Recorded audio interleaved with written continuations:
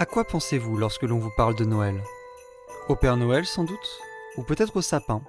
Ou bien encore à la crèche et au petit Jésus ? Et si je vous disais que les contemporains de Louis XIV, à la fin du XVIIe siècle, assimilaient vraisemblablement la fête de Noël au cerf ? Mais pourquoi le cerf ? Et d'où me vient cette idée saugrenue ? Si vous vous posez ces questions, je vous invite à prendre avec moi une bouffée d'héraldique. Et c'est un fait de société d'une ampleur considérable que l'apparition des armoiries. Parlons blason, Lambel, Bastogne, ce sont les cadets de Gascogne, de Carbon, de Castel-Jaloux. Eh ben celui-là, avec les deux vipères rouges. Ah celui-là c'est plus qu'un clan, c'est la Carmélide. La Carmélide ? Bonjour à vous, chers auditeurs et auditrices, et bienvenue dans cet épisode spécial Noël du podcast Une bouffée d'héraldique. Comme d'habitude, vous trouverez la bibliographie et les illustrations utilisées en description de ce podcast et sur les publications Facebook et Instagram qui lui sont associées. Je vous propose donc pour Noël une petite plongée dans l'armorial général de France de Charles d'Hozier, que j'ai mentionné dans les 2 derniers épisodes et qui est compilé entre 1696 et 1709 sur ordre de Louis XIV. En effet, j'y ai fait une découverte troublante, en errant de ci de là dans les pages de cet armorial, qui sont toutes numérisées dans Gallica. En effet, il semblerait que de nombreux porteurs du patronyme Noël portent un cerf. Et je me suis demandé pourquoi.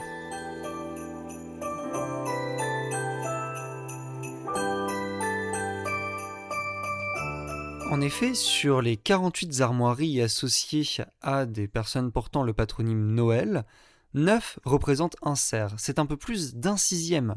De plus, ces armoiries sont réparties sur tout le royaume, on en retrouve en Bourgogne, en Alsace, en Champagne, mais aussi en Bretagne et en Normandie ou encore à Paris.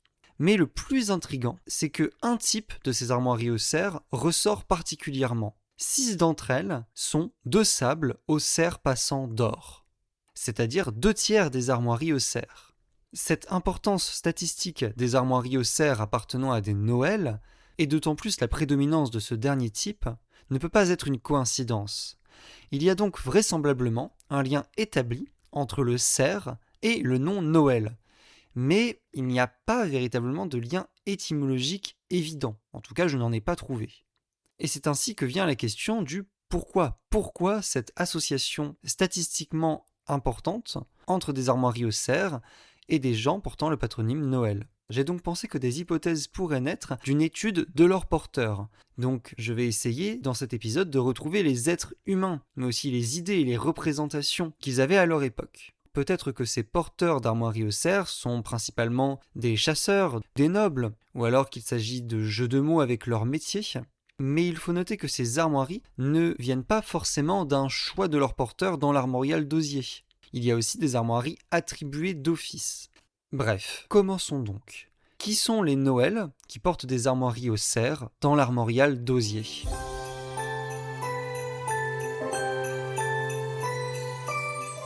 Je vais commencer par les armoiries qui ne relèvent pas du type de sable au cerf passant d'or. Les premières de ces armoiries sont celles de Feu Yves Noël, écuyer et seigneur, je cite, dudit lieu. Alors, Feu, c'est qu'il est décédé, nous allons voir que ses armes sont déclarées par sa veuve, et l'on ne peut que s'interroger sur la mention seigneur dudit lieu. Peut-être s'agit-il de la paroisse du curé qui précède ce Feu Yves Noël dans l'armorial d'Hozier, Vincent le Rosnet, recteur de Scuiffiec, à l'ouest du département actuel des Côtes-d'Armor, donc près de Guingamp. Je remercie à ce titre l'utilisateur de Facebook, membre du groupe Héraldique Française, Jean-Pierre Michel, qui m'a aidé pour la paléographie. Ce Feu Yves Noël est recensé dans le 8e tome consacré à la Bretagne de l'Armorial, à la page 886. Et donc nous avons vu qu'il était décédé. À ce titre, ces armoiries sont déclarées, c'est-à-dire qu'elles ne sont pas attribuées d'office, par sa veuve, qui se nomme de la Crécholen. Quelles sont ces armoiries ? Ces armoiries sont d'argent à un pin, en tout cas un arbre, arraché de sinople, accosté de 2 cerfs affrontés de sable, rampant sur le tronc de l'arbre. Alors le pin est arraché, c'est une manière courante de représenter les arbres en héraldique avec leurs racines. d'où arraché, et les cerfs sont affrontés, c'est-à-dire qu'ils sont face à face et qu'ils sont dressés, les pattes antérieures sur le tronc, rampant sur l'arbre.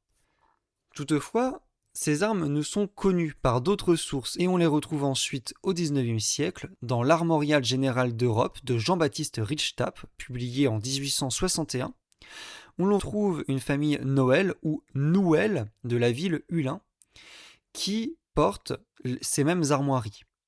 Et cette modification légère du patronyme en Nouël de la ville Hulin m'a permis de retrouver un autre document, cette fois-ci daté de 1772, donc du XVIIIe siècle, rédigé par Denis-Louis Dauzier, qui est le descendant de Charles Dauzier, qui a dirigé le recensement de l'Armorial de 1696 et qui est lui aussi généalogiste du roi.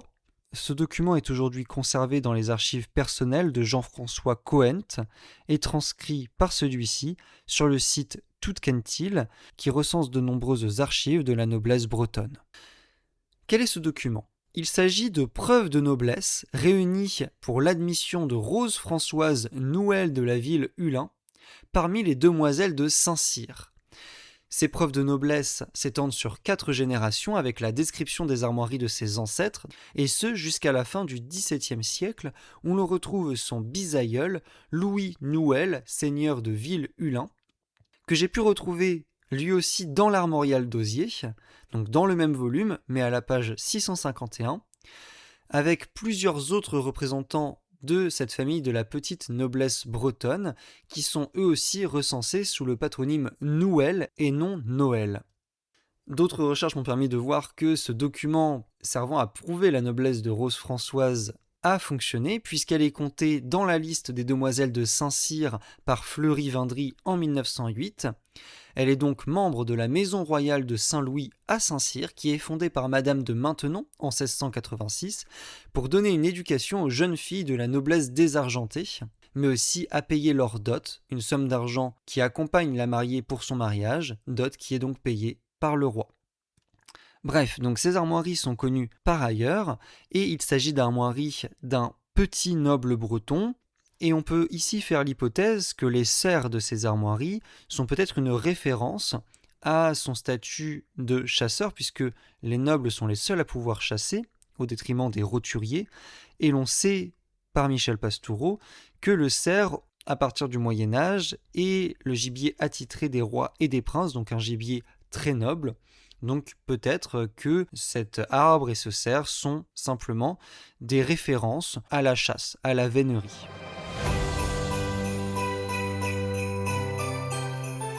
Passons à notre deuxième Noël, dont les armoiries représentent encore une association entre un cerf et un arbre. Il s'agit cette fois-ci de Pierre Noël, qui est notaire à Messé, dans l'actuel département de l'Orne, et qui est recensé au volume 19, dédié à la Normandie autour d'Alençon, à la page 498. Ces armoiries sont d'argent à un arbre arraché de sinople, au cerf passant d'or brochant sur l'arbre. Donc on a un cerf qui passe devant l'arbre, qui est peut-être de nouveau un pin. Ces armoiries sont assez ressemblantes si l'on nommait la couleur et la position des cerfs, mais ici, il semble peu évident de faire l'hypothèse d'une référence à la vénerie, à la chasse, étant donné que Pierre Noël est un notaire, ce n'est pas un noble, il ne chasse donc pas. Donc ces armoiries sont assez étranges. Par contre, pour ceux qui aiment la chasse, c'est censé foisonner de bestioles dans le coin. Il y a un sacré paquet de gibier empaillé chez vous en tout cas, bravo. Non mais ça, c'est encore l'héritage de mon gland de père. Je serais pas foutu de toucher une biche morte à 5 pieds. Notre troisième Noël, lui, ne porte pas d'arbre, et l'on retrouve déjà sur ces armoiries l'association de sable au cerf passant d'or. Nicolas Noël est juré crieur à Paris. Il est recensé au volume 24, le deuxième tome de l'Armorial pour Paris, à la page 1382. Et ces armoiries sont de sable à un cerf passant d'or, au chef-parti d'or et de gueule, chargé de 3 trèfles de l'un en l'autre. C'est-à-dire que le premier de ces 3 trèfles est de gueule sur un fond d'or, le deuxième est à moitié de gueule et d'or, selon la partie de ce trèfle qui se trouve sur un fond d'or ou un fond de gueule, et le troisième est, lui, d'or sur fond de gueule.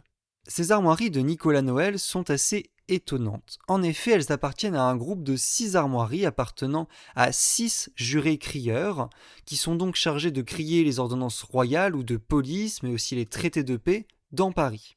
Ce groupe de 6 jurés crieurs s'est vu recensé aux pages 1381 et 1382 de ce même volume parisien, et l'on peut se demander s'il s'agit d'armoiries d'office, étant donné qu'on retrouve ici une liste de personnes partageant le même métier, comme on le retrouve pour beaucoup d'armoiries attribuées d'office, nous le verrons à la fin de cet épisode, et on retrouve aussi plusieurs armoiries parlantes. Par exemple, sur la même page que celle de Nicolas Noël, on retrouve des armoiries de Denis de Voulges, qui représentent 2 haches, donc des vouges, c'est un terme médiéval pour un type d'arme d'ast, un type d'arme à longue hampe, comme les haches. On retrouve aussi Mathurin Jacques, qui porte un bourdon et des coquilles, référence à Saint Jacques. On retrouve aussi les armes de Joachim Descartes, qui portent des trèfles, peut-être une référence à des jeux de cartes, car déjà à l'époque, les jeux de cartes étaient répartis entre les cœurs, les piques, les carreaux et les trèfles, comme on le retrouve dans un traité du père Claude-François Ménétrier, dont nous avons déjà parlé lors de notre 6e épisode, qui a écrit de nombreux traités d'héraldique, mais qui a écrit aussi dans sa bibliothèque curieuse un petit traité sur les jeux de cartes qui date de 1704, donc de la même époque. D'ailleurs, il ne s'agit peut-être pas de la seule référence aux jeux de cartes dans ce groupe d'armoiries. En effet, on retrouve aussi des trèfles, nous l'avons dit, sur les armoiries de Nicolas Noël, mais aussi sur les armoiries de François Maté à la page précédente, qui portent le même type de chef que Nicolas Noël, un chef parti de gueule et d'or, mais cette fois-ci à 3 macles de l'un en l'autre. Alors des macles, ce sont des losanges évidés au centre, et des losanges qui reprennent finalement un petit peu la forme des carreaux des jeux de cartes. Alors nous l'avons dit, ce chef est assez étrange, car il est assez rare de voir un chef parti de 2 couleurs avec 3 meubles de l'un en l'autre. 2 hypothèses. Ou il s'agit donc d'armoiries attribuées d'office à une liste de jurés crieurs de la ville de Paris, avec donc l'imagination du commis d'Hozier qui prend le dessus, qui donne des armoiries parlantes et qui a un petit peu une marotte avec ce type de chef. Mais ces armoiries semblent assez complexes pour des armes attribuées d'office. Autre hypothèse, il s'agit ici d'un groupe de collègues qui se sont rendus entre collègues le même jour pour s'enregistrer et qui ont peut-être demandé conseil au commis chargé de les enregistrer, ou alors qui avaient eux-mêmes des préférences ou qui ont choisi parmi ces conseils, ce qui expliquerait peut-être le fait que 2 de ces collègues aient choisi des chefs similaires. Et c'est ce qu'il y a de sympathique dans l'armorial d'Hozier, c'est essayer de retrouver l'humain derrière les armoiries, ou en tout cas essayer de faire des hypothèses sur les humains qui se cachent derrière ces armoiries. Et donc de voir des groupes de personnes se rendre ensemble, se recenser, imaginer les discussions autour de ces nouvelles armoiries. Peut-être que ce groupe d'amis avait tendance à jouer aux cartes et que du coup, en effet, on retrouve ces références aux jeux de cartes dans leurs armoiries. Ce ne sont que des hypothèses, mais il est assez agréable d'imaginer ces êtres humains derrière cette simple liste d'armoiries. Et retrouver ces groupes d'humains venus se faire enregistrer en même temps, c'est exactement ce que l'on peut faire avec notre 4e Noël, qui est ici une femme, Marie-Thérèse Noël. Et je note que à partir de ces armoiries-ci, toutes les armoiries que nous verrons dans la suite de cet épisode appartiennent au groupe de sable au cerf passant d'or. Donc Marie-Thérèse Noël, elle est femme de Jean d'Arras, seigneur de Prouilly et de l'Or dans la Marne, et elle est recensée dans le volume 10, consacré à la Champagne, à la page 160. Nous avons retrouvé quelques informations sur cette Marie-Thérèse Noël, notamment grâce à un arbre réalisé sur Généanet par l'utilisateur ou l'utilisatrice Baïkal 2014, que je remercie pour son travail. Elle serait née en 1645 à Rocroi dans les Ardennes et elle se marie en 1670 avec Jean d'Arras. Son père est Pierre Noël, seigneur lui aussi dans les Ardennes, qui est anobli en 1647 et qui est lieutenant du roi dans la place forte de Rocroi. Et l'on peut faire l'hypothèse qu'il s'agit ici des armoiries de son père, qui ne sont pas enregistrées dans l'armorial d'Hozier puisqu'il décède en 1682 et qui ne sont pas déclarées par sa veuve étant donné que Louise Bernier, sa femme, est décédée elle en 1663. En tout cas, il ne s'agit pas des armoiries de son mari. En effet, Jean d'Arras est enregistré dans le même volume à la page 16, donc au tout début du volume, sous le nom de Jean d'Araste, donc cela devait dépendre de la prononciation, et il porte d'argent à un chevron d'azur, accompagné en chef de 2 oiseaux affrontés de sable, becqués et patés de gueule, c'est-à-dire dont les becs et les pattes sont rouges. Mais ces oiseaux ne sont pas n'importe quels oiseaux. En effet, on retrouve les armoiries de Jean d'Arras dans le Nobiliaire de Champagne, édité au XIXe siècle, bien que rédigé au XVIIe par Louis-François Lefebvre de Caumartin, qui nous apprend que ces oiseaux sont des blériers. Et alors, j'ai beau être féru un peu d'ornithologie, vous l'avez vu avec mes références aux poules, mais un oiseau appelé blérier m'est totalement inconnu.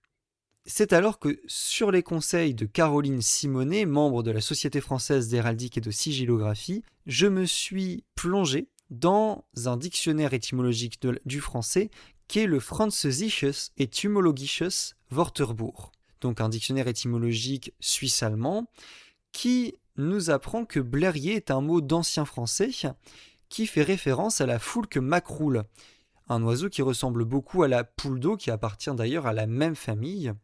Or, dans le même dictionnaire, on retrouve un terme ancien, un terme angevin en l'occurrence, qui est d'arasser, signifiant glousser ou caqueter comme une poule.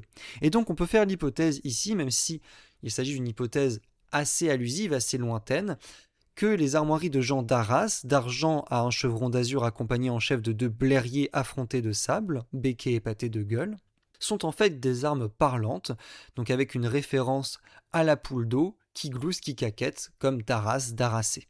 Bref, revenons à nos moutons, ou plutôt à nos cerfs. Pourquoi ces armoiries ne sont vraisemblablement pas des armes attribuées d'office, mais bien des armes portées par Marie-Thérèse Noël ? Eh bien, il faut s'intéresser ici à l'entourage des armoiries de Marie-Thérèse.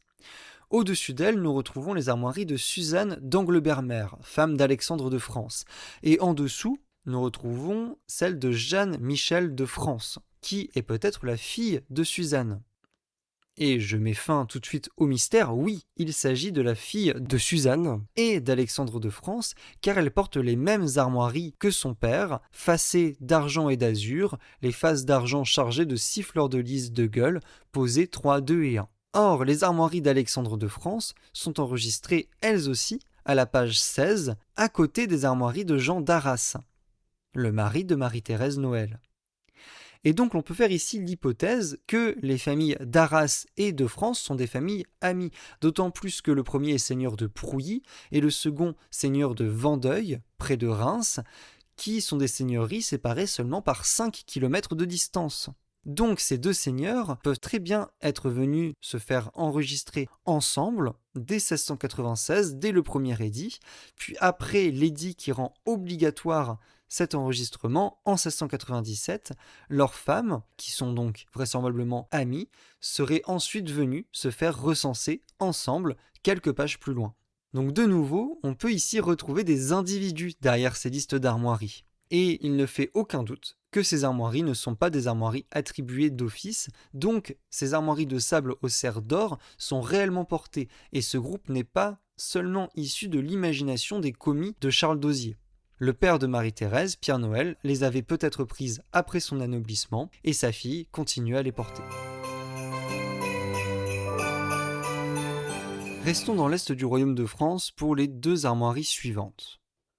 Notre 5e Noël se nomme Nicolas Noël. Il est sergent royal au Conseil souverain d'Alsace, qui est une conquête assez récente, donc avec un peu plus d'indépendance et donc un conseil souverain, et il est recensé dans le premier volume, dédié à l'Alsace, à la page 542. Donc il porte de nouveau des armoiries de sable au cerf passant d'or, et il ne fait pas partie d'une liste de personnages ayant le même métier, donc ces armoiries sont peut-être déclarées et non attribuées d'office, mais nous ne pouvons pas faire plus d'hypothèses quant à ces armoiries. C'est la même chose pour notre 6e Noël, Claude Noël, docteur et médecin du roi à Baume, vraisemblablement Baume-les-Messieurs dans le Jura, qui est donc recensé dans le 7e volume de l'Armorial, dédié au comté de Bourgogne, à la page 218. Claude Noël est médecin du roi, c'est-à-dire qu'il a un diplôme, une sorte de brevet, qui est une forme de reconnaissance de ses capacités. Il est docteur, donc il a été à la faculté, peut-être à la faculté de Paris ou alors de Montpellier. On peut noter que ces armoiries se retrouvent dans une liste de notables de Baume qui s'étend de la page 216 à la page 218. On le retrouve des marchands bourgeois, mais aussi 2 avocats, un docteur en théologie ou encore le procureur au bailliage de la ville de Baume. Donc, de nouveau, ce ne sont sans doute pas des armoiries attribuées d'office, peut-être que la ville de Baume, ou en tout cas les notables de la ville de Baume, sont venus en délégation pour se faire enregistrer, que ce soit lié par des liens politiques ou encore des liens d'amitié. Revenons maintenant dans l'ouest du royaume de France, et notamment en Bretagne, pour un dossier très intéressant. Ce dossier est composé notamment des armoiries d'Olivier Noël, qui est écuyer et seigneur de Roche-les-Dents, ou de Roque-les-Danes. Il est enregistré dans le 8e tome de l'Armorial, que nous avons déjà vu avec les premières armoiries étudiées dans cet épisode, celle de Yves Noël, donc un tome dédié à la Bretagne, à la page 572. Ces armoiries sont donc de sable au cerf passant d'or. Et, tout comme celle d'Yves Noël, ces armoiries sont connues par ailleurs, et notamment par un document plus ancien que l'Armorial, qui est un extrait des registres pour la réformation de la noblesse de Bretagne, daté du 21 novembre 1670. Ce document est copié en 1740 par Joseph Noël de Roche-les-Dents, qui est sans doute un descendant d'Olivier Noël, qui veut ici prouver sa noblesse. Et ce document est conservé dans les archives privées du château de Bois de la Salle, à Pléguien, et appartient à Yann de Saint-Pierre. Il a été transcrit sur le site Toutkentil, comme les preuves de noblesse étudiées pour la famille de Yves Noël, par Armand Châteaugiron, que je remercie pour son travail. Ce document va donc certifier la noblesse d'Olivier Noël, et va proclamer ces armoiries qui sont de sable au cerf passant d'or. Mais vous vous posez peut-être des questions sur la nature de ce document, et notamment sur ce qu'est la réformation de la noblesse. La réformation de la noblesse, ou plutôt les réformations de la noblesse, ce sont d'autres tentatives de recensement, cette fois-ci donc de la noblesse, qui ont lieu lors du règne de Louis XIV, et qui visaient à demander aux nobles de prouver leur noblesse, et de prouver notamment qu'ils tirent leur noblesse d'un ancien lignage, pour pouvoir bénéficier des exemptions des nombreux impôts de l'Ancien Régime, notamment de la taille, qui ne s'appliquaient pas aux nobles, mais seulement aux clercs et aux roturiers. Et donc il s'agissait ici d'éviter finalement une forme d'évasion fiscale, avec des personnes qui se revendiquaient nobles, sans pour autant pouvoir prouver cette noblesse. Le fait de prouver sa noblesse, c'est en vérité assez difficile. Beaucoup de familles nobles, pourtant très anciennes, en fait avaient perdu tous leurs documents lors d'incendies, lors de guerres, et ne pouvaient donc prouver cette noblesse. Certains même n'avaient pas une maîtrise parfaite de l'écrit, et en fait ces réformations de la noblesse ont beaucoup bénéficié à la noblesse de robe, qui était issue donc d'une noblesse de parlementaires, d'avocats, de notables en général, qui avait donc une meilleure maîtrise de l'écrit et beaucoup de documents d'archives. Donc ces réformations de la noblesse sont menées à la demande de plusieurs décrets de Louis XIV, mais ensuite par les intendants des généralités, donc à un niveau plus local. C'est ce qui mène notamment à cette fameuse réformation de la noblesse de Bretagne de 1670, qui est donc menée par l'intendant de la généralité de Bretagne.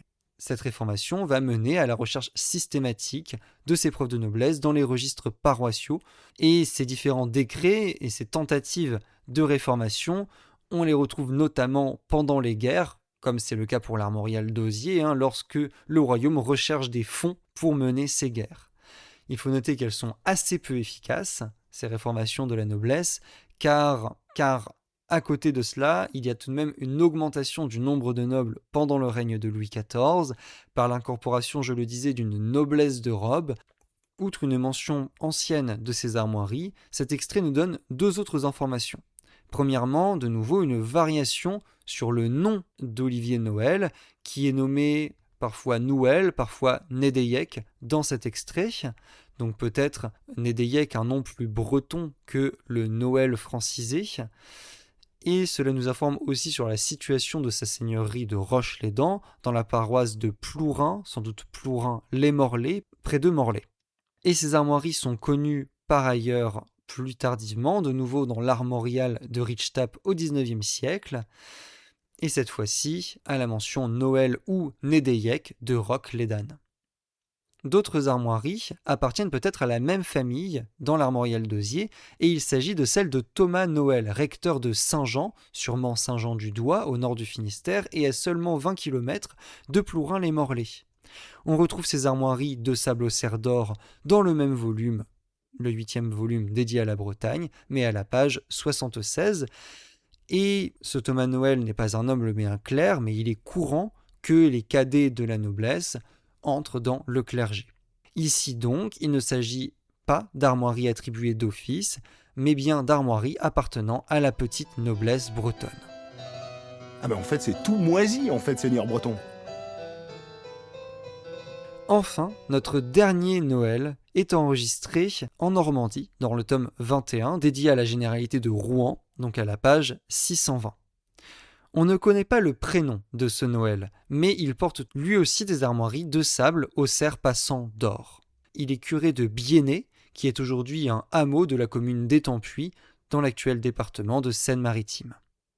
Cette fois-ci, il s'agit très vraisemblablement d'armoiries attribuées d'office. Et ce sont les seuls de cet épisode pour lesquels nous sommes assez sûrs de notre attribution. Mais pourquoi cette attribution ? Eh bien, ce Noël curé de Bienay appartient à une longue liste de curés qui s'étend de la page 608 à la page 690, donc sur presque 100 pages. Donc une longue liste de curés dont beaucoup n'ont pas de prénom, dont pour beaucoup on retrouve des armoiries au cerf passant d'or, que ce soit sur champ de sable ou sur champ d'azur ou encore sur champ de sinople, mais qui ne sont pas des armoiries au cerf associées à un patronyme Noël. Mais aussi dans cette longue liste de curés, on retrouve plusieurs armoiries parlantes ridicules. Par exemple, un Jean-Baptiste Haran, curé d'Estingouville, qui porte d'argent à 2 harans de fer, c'est-à-dire à 2 harans gris, à la page 616 de ce volume. Nous faisons donc l'hypothèse que ces armoiries de notre curé de Bienay sont issues de l'imagination assez peu féconde au vu des nombreuses répétitions d'armoiries très similaires dans cette liste, du commis d'Hozier chargé de lister tous les potentiels porteurs d'armoiries, mais qui ne sont pas venus les enregistrer après l'édit de 1697. Et qui a donc fait une longue liste fastidieuse de tous les curés de la zone géographique qu'il devait enregistrer, ce qui nous donne donc cette longue liste de curés avec de nombreuses armoiries au cerf passant d'or, dont celle de Noël, curé de Bienay.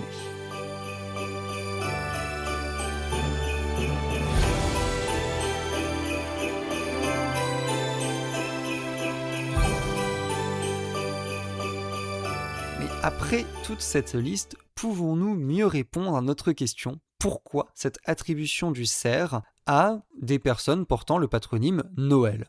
Dans cette liste, on retrouve quelques nobles, donc qui potentiellement chassent et donc auraient eu envie de représenter des cerfs sur leurs armoiries, mais on retrouve aussi des clercs, un médecin, un juré-crieur.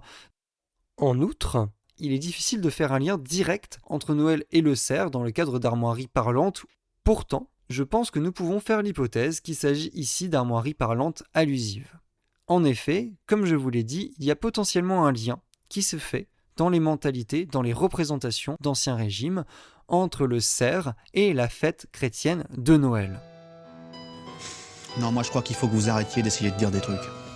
Ça vous fatigue déjà, puis pour les autres, vous vous rendez pas compte de ce que c'est. Je vous assure que je ne marche pas sur la tête. Suivez-moi bien. Que signifie le mot Noël sous l'Ancien Régime ? Comme aujourd'hui, la fête de Noël est une fête qui vise à célébrer la naissance de Jésus. Dans le CNRTL, donc un site que je vous recommande très sincèrement, notamment pour l'étymologie des mots français, on retrouve le mot Noël dès le XIIe siècle et il est issu du latin natalis qui signifie la naissance. C'est un terme que l'on retrouve à l'époque moderne dans les missels et les bréviaires, donc dans des recueils de prières, en tout cas du diocèse de Paris, dès le XVIe-XVIIe siècle, dans des prières dédiées à la fête de la Nativité. Mais quel est le rapport de la Nativité avec le cerf ? Eh bien, selon Michel Pastoureau, qui a travaillé, nous l'avons vu, sur l'héraldique, mais aussi sur les valeurs associées aux animaux au Moyen-Âge, le cerf a une très forte dimension christologique dès le haut Moyen-Âge, une dimension christologique forgée par les pères de l'Église. Donc le cerf est associé au Christ, et ce pour plusieurs raisons. Premièrement, les pères de l'Église vont s'inspirer de traditions celtes et germaniques dans lesquelles le cerf est un animal solaire, un animal lumineux qui fait la médiation entre le ciel et la terre, comme Jésus-Christ. En outre, plusieurs légendes hagiographiques, donc des légendes de saints, comme celle de Saint Hubert ou celle de Saint Eustache, mentionnent des cerfs dorés ou des cerfs blancs, parfois ailés, qui sont rencontrés par ces futurs saints dans la forêt, avec parfois un crucifix qui apparaît entre leurs bois. Et justement, leurs bois sont aussi une des raisons de cette association. En effet, les bois des cerfs repoussent tous les ans, et à ce titre, ils sont donc des symboles de la résurrection du Christ.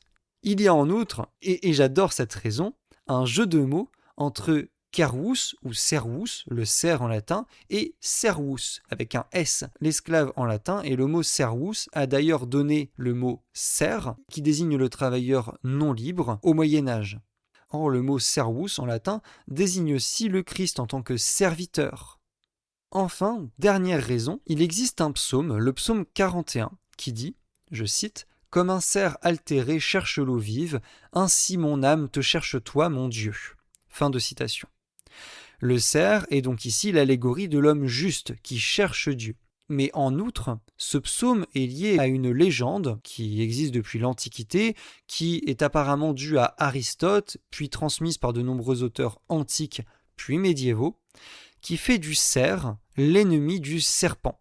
Et je ne résiste pas à une citation du Bestiaire de Pierre de Beauvais rédigée au début du XIIIe siècle. Je cite « Lorsque le cerf connaît le lieu où demeure le serpent, il va emplir sa bouche d'eau et la répand dans les trous où se cache le serpent, et par l'exhalaison de sa bouche, il l'attire au dehors. Il le foule alors aux pieds et le tue. » Et d'autres versions de la légende mentionnent qu'après avoir tué le serpent, le cerf le mange, sauf que la chair du serpent étant empoisonnée, si le cerf ne va pas très vite boire à l'eau d'une fontaine pure, il décède à son tour. Bref, c'est une légende assez pittoresque, mais notons que là encore, le cerf peut être associé au Christ, car il est l'ennemi du serpent lui-même associé au démon, au diable, comme le Christ. Donc, le cerf est vu à l'époque moderne, comme au Moyen-Âge, comme un substitut du Christ. Et peut-être que cet aspect christologique du cerf justifie sa place sur les armoiries de nombreux porteurs du nom Noël dans l'armorial général de France de Charles d'Hozier. On peut à la suite de la signification du cerf chercher l'essence des autres attributs de ces armoiries. Premièrement, cette prédominance du cerf d'or et du champ de sable sur ces armoiries au cerf associées au Noël. Alors, nous avons ici seulement des hypothèses assez peu étayées, mais dont je vous fais part tout de même. Premièrement, ce cerf d'or surgissant d'un champ noir pourrait être associé à une lumière surgissant dans la nuit, comme le Christ.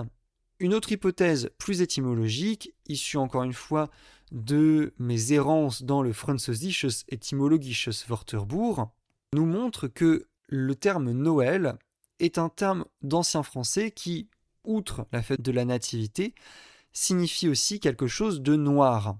Ce Noël n'a pas la même étymologie que le Noël de la fête de la Nativité. Il provient, lui, du latin nigellus, qui signifie noirâtre, et c'est un mot latin qui va donner ensuite le mot français niel, qui est un émail noirâtre utilisé en orfèvrerie.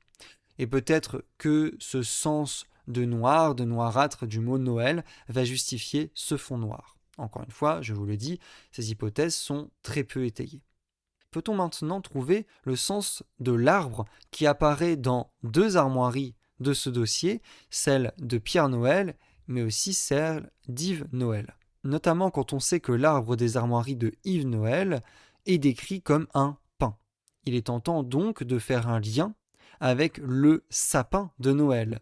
Néanmoins, si des sapins sont bien associés à la fête de la Nativité en Alsace dès le XVIe siècle, puis se diffusent dans l'ère germanique de confession luthérienne en pendant de la crèche catholique, que nous verrons peut-être dans un autre épisode, le sapin de Noël ne se diffuse dans le reste de la France qu'à la fin du XIXe siècle. Or, Pierre et Yves Noël vivent plutôt dans l'ouest de la France et non pas en Alsace. Et dans ces régions, le sapin de Noël ne se répandra qu'au lendemain de la guerre franco-prussienne de 1870 et 1871 avec la diaspora alsacienne, donc des Alsaciens qui fuient l'Alsace qui a été cédée par la France à l'Allemagne. Donc le pain des armoiries de Noël de la ville Hulin et l'arbre des armoiries de Pierre Noël sont peut-être plutôt un rappel de la forêt, donc du lieu de vie du cerf, lieu de vie dans lequel le cerf apparaît dans les légendes hagiographiques de Saint-Hubert, Saint-Eustache dont on a parlé, mais il ne s'agit absolument pas d'une représentation d'un sapin de Noël.